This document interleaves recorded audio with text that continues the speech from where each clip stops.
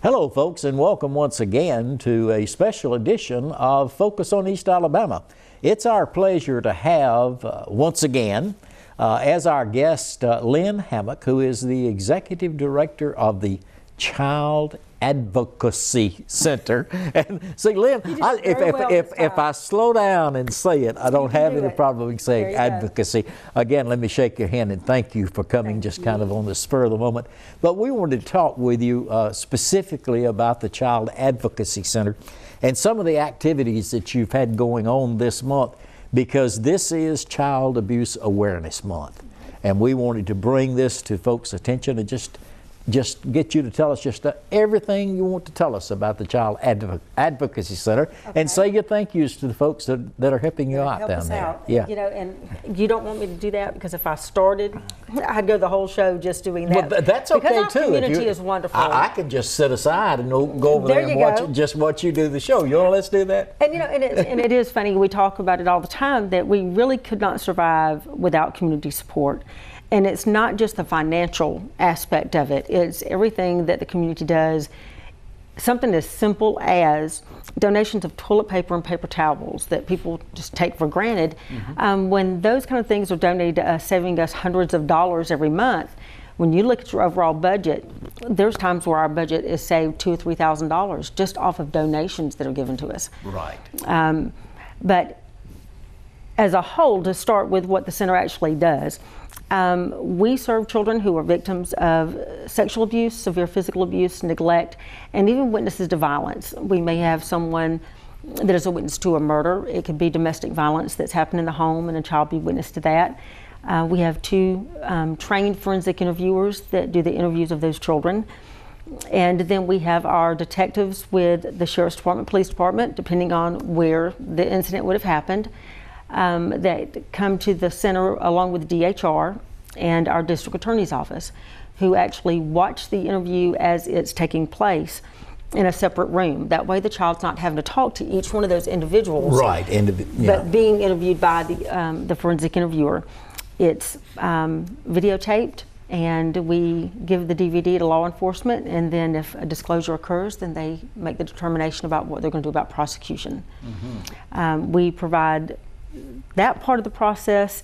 If a child is deemed to require a medical examination, we are truly blessed that we have the capability to do our own medical exams. We have two sexual assault nurse examiners that are trained to do forensic exams of children, and they are on call for us 24/7, just as our staff is, so that a child doesn't have to go to an emergency room and sit and wait for hours. The longest that we've had a child wait in the ER is 13 hours. And it's our belief that no one should have to wait that long, much less a child of any age who has just been assaulted and requiring an exam to be done. So we are only one of 5 centers, and there are over 30 child advocacy centers in the state of Alabama, and we're only one of the 5 that actually have a medical facility or room in their facility. I see. So I think that's pretty neat for little old Russell County to have that. Yeah. We provide counseling at no cost to the children, as well as their family members, because we've talked about this so many times over the years that the abuse doesn't just affect the child, the abuse affects the entire family. Exactly. So between that and court testimony and accompanying them for any services they may require, and referrals within the community we work a lot with. We were previously talking about TEARS. We may make referrals to them, not TEARS, but TEARS and Children and Family Connection. Yeah. And also to the Battered Women's Shelter. So we make referrals to those programs when we see that services are required that are outside the scope of what we do. And then we have a prevention program that goes into the schools, and the same 2 that are trained to do the forensic interviews are also the 2 prevention specialists that go into the schools.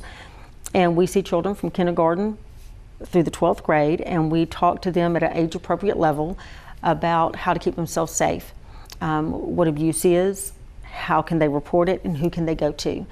By the time they get to high school, it's a little more advanced, and we're starting to talk more about, unfortunately, there's a lot of texting that's going on and the sharing of pictures that are inappropriate. And what these kids don't realize, that if they're under the age of consent and they're sending pictures of themselves that are inappropriate, pictures, they can actually be charged with the dissemination of pornography. They can be registered as a sex offender. Yes, and they will be a registered sex offender for a minimum of 10 years. They have no idea that can happen. You know, if I were to guess, I'd probably guess that most of the kids out there don't realize that. They have no idea. They have no idea what they're dealing with. No. And so that was actually the way the program started 10 years ago. We were trying to reach those teenagers, and then we decided, you know, why aren't we going back to the younger kids? And so over the years, we've gone backwards with it, high school all the way back to kindergarten. So we reach about 8,000 kids a year through that program, and we can truly tell that it's made a difference, because in that 10 years from the previous years in our existence before we were in the schools, we averaged 50, 55 interviews a year. We now average 150 to 160 a year. Oh, gosh. And we saw that increase. You're reading from the my time mind, we got because to I the was going to schools. ask you about the number of incidents that you deal Yep. with every year. We average between 150 and 160 over the last 6 or 7 years, which we want it to decrease. At the same time, we're glad to know that we're there and available regardless of what the number is. Right, okay. Yeah. Now, you mentioned that there are a couple of detectives with the police department. And you know, I know that you are eternally grateful to them for their Yes, we services. And you know, I guess they would not mind very much if you tell us who they are. We actually have, we have our detectives with the Sheriff's Department as well as the Police Department. Okay. Ashley Mullins and Mark Rogers are with the Police Department. And it's really interesting that over the years, when you get to know these detectives, you want them to stick around, because these cases are not like your typical cases. They are hard to prove. There's usually very little evidence.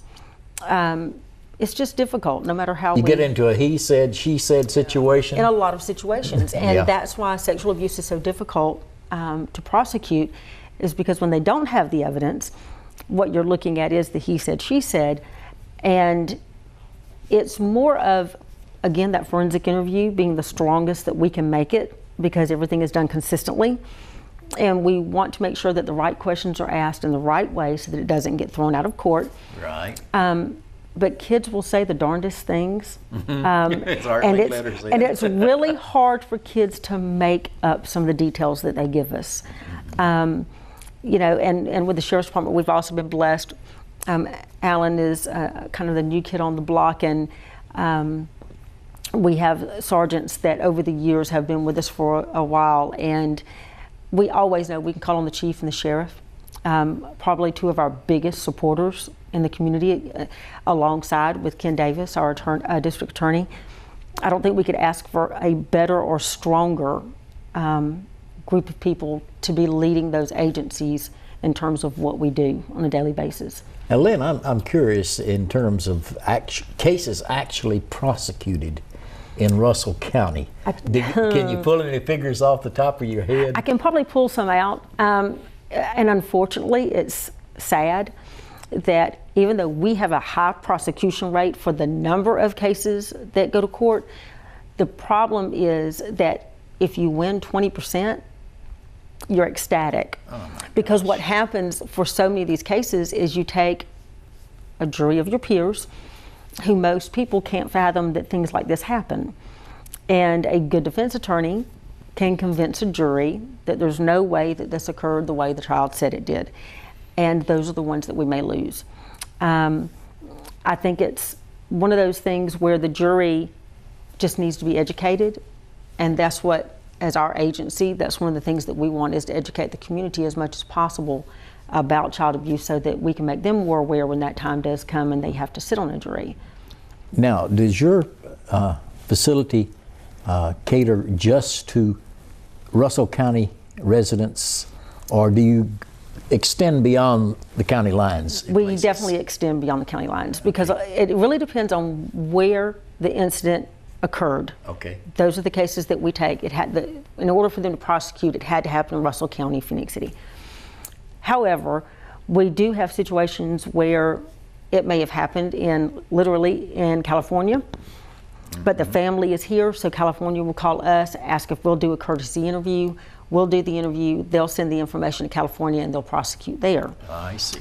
So we have had cases Muskogee County, Fort Benning, Lee County, I mean, literally all over the state, all over the United States. We have done cases for other agencies. Mm-hmm. Okay, all right. Well, I was going to ask you too, how does Russell County rank as far as statewide is concerned in the number of cases that your facility handles as compared to the rest of the state?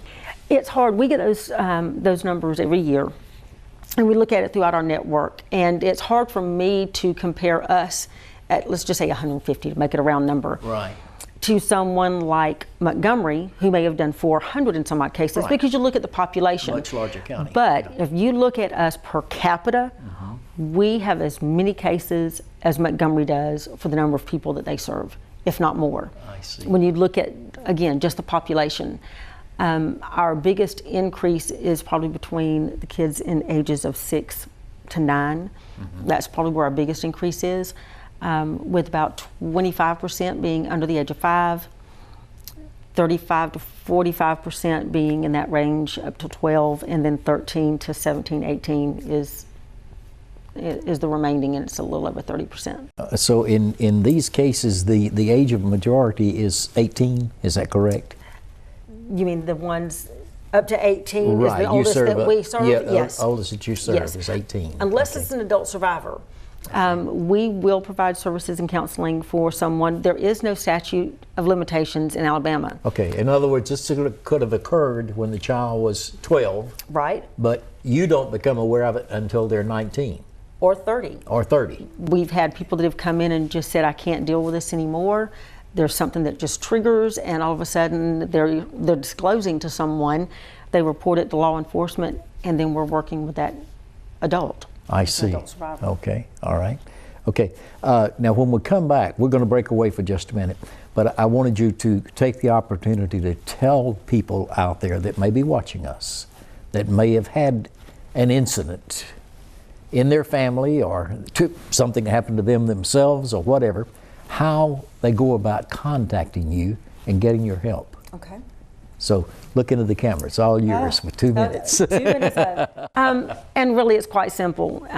Calling us is the easiest thing you can do at 334-297-4962. We are also on call 24/7. So if someone needing assistance needed to call the after hours number, typically they're going to get me with that number. And we'll get you in as soon as we can. Again, we're here to serve the community, and that's what we want to do. Someone can go to the website, which is www.rccac.org. I don't know if you can understand that with my braces. Yeah. But it stands for Russell County Child Advocacy Center. Right. And there are contact emails and information there as well if someone just wanted to contact us via email. Okay. Well, we're going to break away in our conversation with Lynn Hammock of the Child Advocacy Center, and we'll be back after these messages. Welcome back to Focus on East Alabama. Again, folks, our guest today is Lynn Hammock, who is the Executive Director of the Child Advocacy Center. There again, I'm spitting it out, but I'm getting it. But anyway, I've been having a great conversation with Lynn about what they do as far as the Child Advocacy Center is concerned. And Lynn, I was asking you about some statistical information a minute ago, and I'm kind of interested in this. What is the highest number of incidents that get reported to you? Is it child molestation or rape? It's definitely sexual abuse. Sexual abuse. Probably 75% of the cases that we serve are sexual abuse. The youngest child that we have ever served is 9 months old. Oh my God. He was the victim of a rape, and was actually so severely damaged physically that he had to be airlifted and sent to Children's Hospital so that he could have some reconstructive surgery. The really cool thing about, if you can take the plus side of what happened with that case, was this was a beautiful child who really is not going to remember what happened. The incident. But the mom, who was very young, she was getting some assistance through our family advocate. We were trying to make some arrangements for things with her. And we have such a wonderful board of directors, and I have to brag on that for a minute. We'll let you talk about them in a minute. Because when I found out that the child was going to have the surgery, he had his first surgery, was getting ready to go back for the second one, and the hospital called mom and said, you're now going to have to pay $1,000 deductible before we do the second surgery, and he was scheduled 2 days later. And all of us were devastated for her. She called and came into the office and was crying, and we were like, there's no way we can let this happen. And we actually have a dedicated fund for the medical program, and I was asking the board of directors for permission to use the money to be able to pay for his surgery. And within minutes, and when I tell you minutes, I mean within 5 minutes, I was hearing from all 12 at the time of my board of directors saying, do what we need to do. That's why we're here. Take care of this baby. One saying, if you don't get the money or we don't have it, let me know, I'll write you the check. That's how dedicated and passionate this board is about the work that we do. Some being on the board as long as literally the 19 years that we've been in existence, 20 years in November. And it's just one of those things that it touches us, so we know it has to touch the family. Well, we're a United Way partner agency, and we had our site visit last year, and this mom was the one and came and was speaking in support of that program. And the really neat thing at the very end, I asked her if there was anything else that she would like to add, and she said because of the service that she was given and the way that she was treated, she was going back to school to be a victim advocate. And you didn't have a dry eye in the entire room. And that speaks volumes about the staff that I am blessed to be a part of, that they are just that caring and that compassionate that is felt by the people that we serve in this community. Not mentioning any names or anything, but I'd love to know what happened with the young man. Still in jail. Can we talk about it? I can tell you, and the sad reality of it is that this young man has a history himself, and never received the care that he needed. But yes, he was put in jail and was charged and awaiting trial. Oh, okay. Well, I'm sorry to hear that. No, we're talking about the young man, the offender or the child? The child. Oh no, the child is fine. I'm so sorry. I'm assuming he's a young man now. No, this was only 2 years ago. Oh, okay. So, but he has actually come back to see us one time since then. Okay. And when he came to the center the first time, of course, at 9 months, he's kind of up and down, and we're all walking down the hallway with him and holding him. The next time he came in, he was running down the hallway. Okay. So he's just a probably typical a little 2.5-year-old then, something a little over like 3. that. And I apologize. I thought you were referring to the person the who offender. did it. Yes. No. That doesn't bother me at all. Don't get me started. That you told me that. Yeah. Okay. All right. Yeah. Now, okay, we're talking about the board of directors. Yes. Now I know, and I may tax your memory. I don't know, but you probably know them well enough that you can rattle off those that board of directors, can't you? Do that. Yeah. Can you? Okay. I can come close. Our board president is Will Thompson. Vice president is Michelle Spivey. Treasurer is Karen Lomax. Our secretary is Paul Homer-Monty.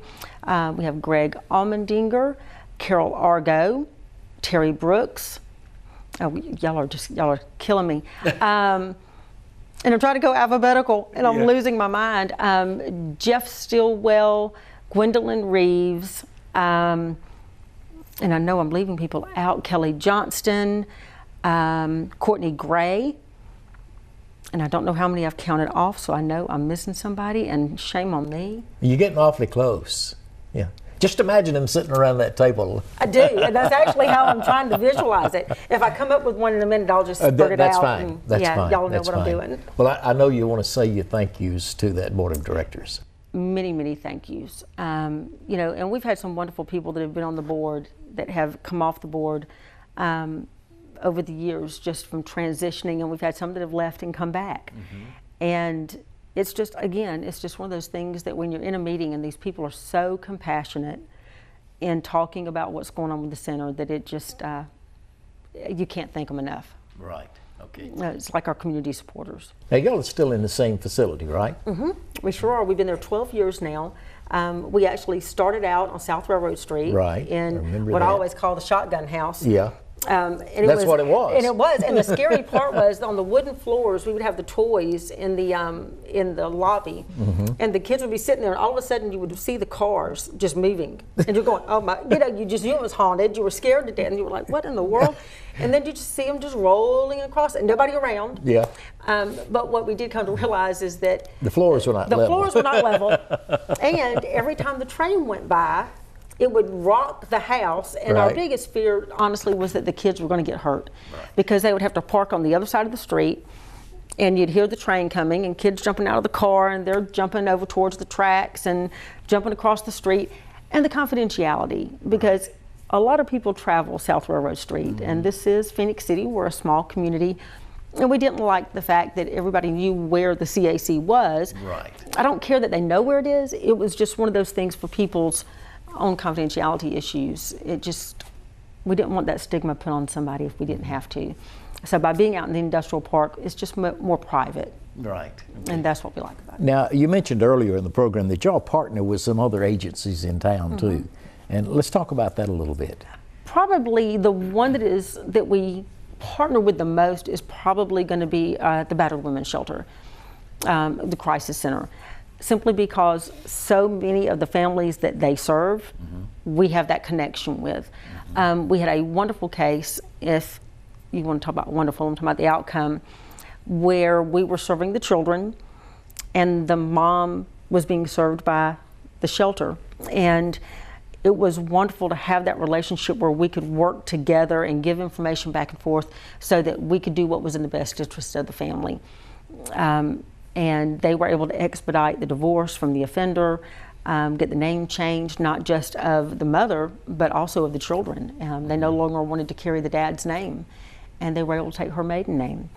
So that couldn't have been done by anybody but them. So kudos to the Crisis Center for being able to help not just her, but all of the women and the families that they serve. So, but that's who we probably deal with the most. Okay. Now, I know this being Child Advocacy Awareness Month, you've had some activities going on in the course of the month. Yes. Let's talk about that a little bit. And it's really neat. We did the coolest thing, and I have to give Chance Corbett a shout out for this one. Chance is on the Crawford Park Committee. Right. And they come up with this, he came up with this fundraiser called the Cookie Crawl. Yeah.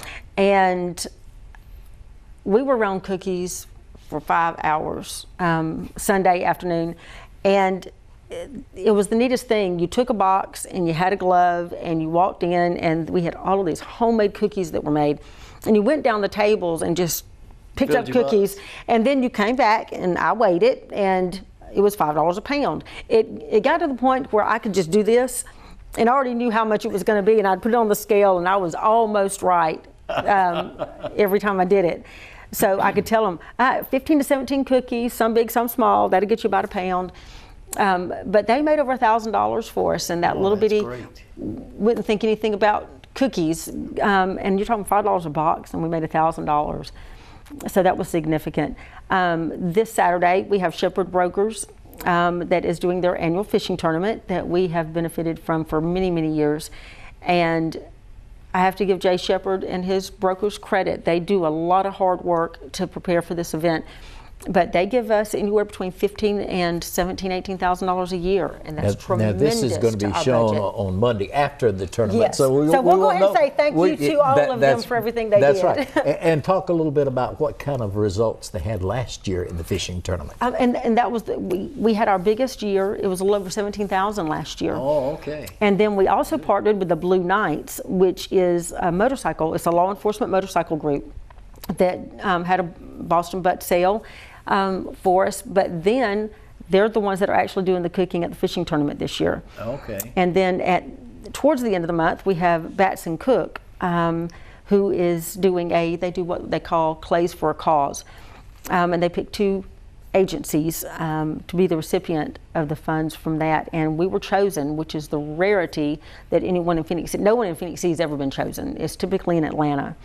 So we were chosen, and we'll receive funds from that for the next 2 years. That's great. That's great. Yes. Well, we've got about 3 minutes left, and what I want you to do in this 3 minutes is, number one, I want you to tell us, and it can be an old story, a new story, or whatever, one of your success stories.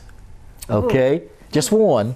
We won't have time for more than one. Okay. And then we're going to allow you the opportunity to make your appeal to anyone out there that may be watching that might want to make a contribution. Here, I'll go get my tongue twisted again. Hey, you get advocacy again, but you can't get that out. To the Child Advocacy Center.